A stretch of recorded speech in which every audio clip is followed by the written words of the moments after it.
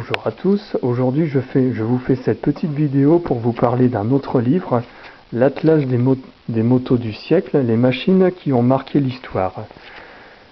Alors, il faut savoir que c'est une édition partielle de l'encyclopédie Motopassion, donc qui a été éditée à l'origine aux éditions Atlas en 2003 et qui a ensuite été rééditée sous les éditions Glénat, c'est-à-dire ce présent ouvrage, en 2007.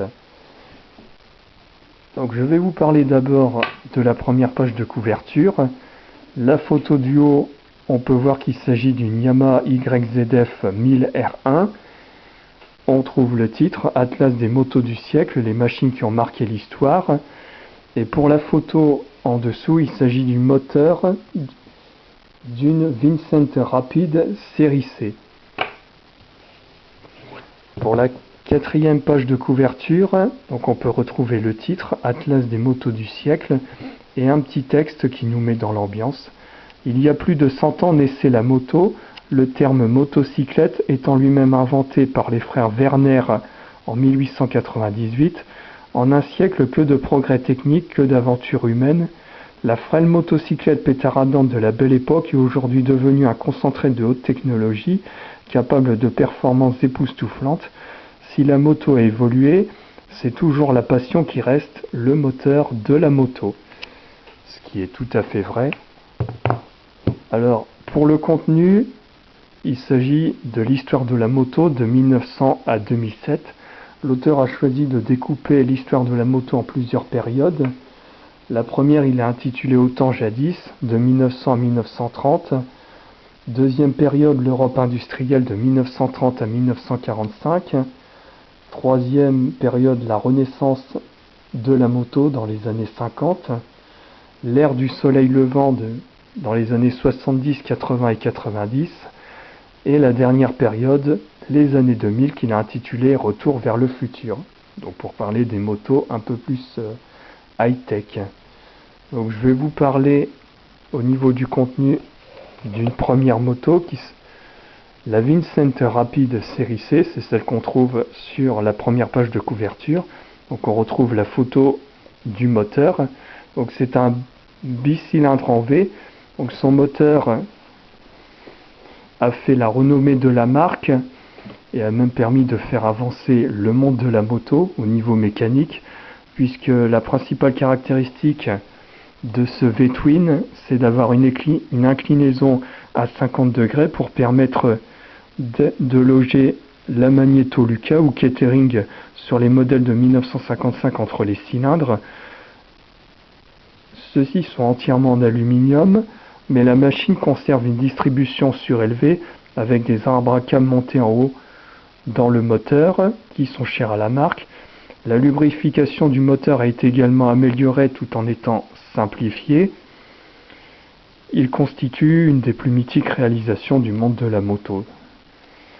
Elle est nouvelle mais aussi complexe à construire. C'est d'ailleurs pour ça que la série B est restée au catalogue jusqu'au début des années de 1950.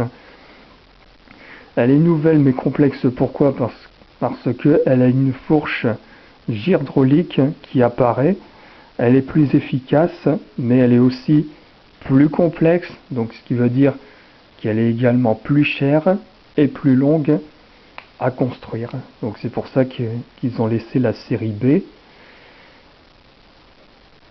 Et à propos du prix, donc elle n'est pas plus puissante que la Black Shadow, mais elle est vendue à un prix qui reste quand même attractif. Alors, on retrouve évidemment la photo de cette célèbre machine et les caractéristiques techniques. Et ensuite, je vais vous parler de la deuxième moto qu'on voit sur la première page de couverture, la Yamaha YZF 1000R1. Alors, ce qu'on pourrait dire sur cette moto, c'est que d'après l'auteur, c'est la même mais en mieux. C'est un faux frère de la première R1 présentée en 98 et elle est également plus équilibrée. Je dirais que pour la qualifier globalement, l'auteur dit qu'elle est en fait plus légère au niveau de la conception du moteur, du châssis. Elle a également plus de couple à bas régime. Et ce qu'on pourrait dire également, c'est qu'elle est beaucoup plus équilibrée, que ce soit au niveau du châssis, avec un carénage également aérodynamique. Donc ce que je dirais, d'après ce que je comprends, c'est globalement une moto qui ressemble à la moto précédente, mais en fait pour voir ces améliorations techniques, il faut avoir l'œil. Comme par exemple l'échappement qui a été allégé. Pour regarder les améliorations du moteur, il faut vraiment avoir l'œil bien exercé. On a également l'amélioration du carénage, et ce qui est caractéristique de toutes les motos de l'époque. Donc globalement, je pense que c'est un excellent livre. Je le recommande pour ceux qui s'y connaissent ou pour ceux qui ont simplement envie de découvrir le monde de la moto. Je vous souhaite à toutes et à tous une très bonne journée et ve à tous.